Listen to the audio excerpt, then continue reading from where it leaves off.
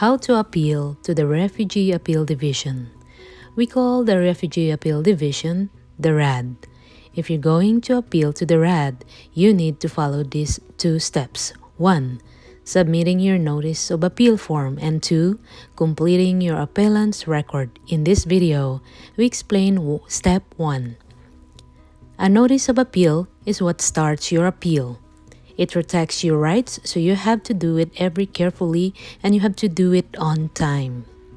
A link to this form can be found in the description below this video.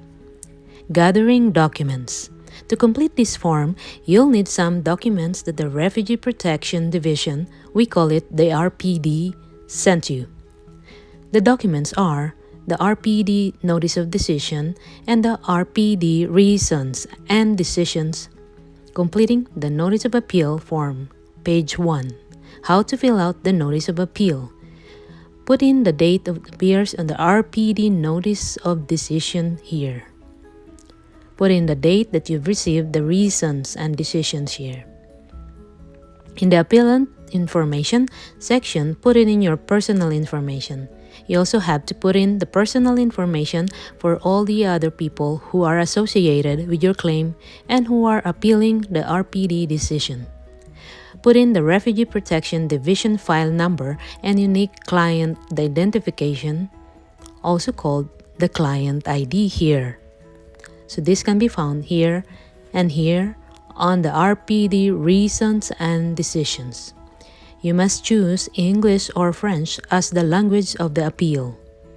Was there a designated representative when you had your hearing at the RPD? If the RPD designated a representative, that designation will normally continue for your RAD appeal.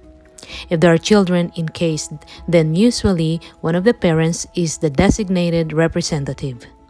Each appellant, this designated representative, must sign, date, a Notice of Appeal.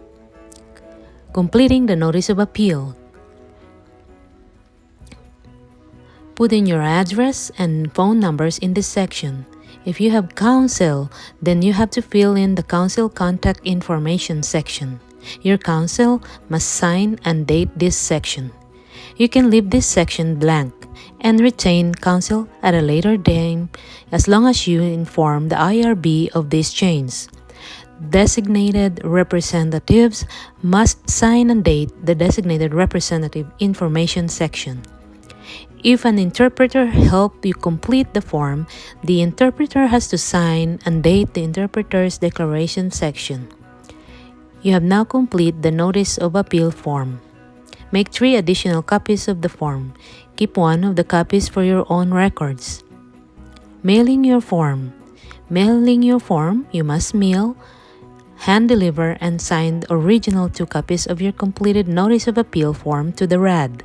The form should be sent to the office your region. Links to the address for these offices and can be found in the description below this video. Time limits.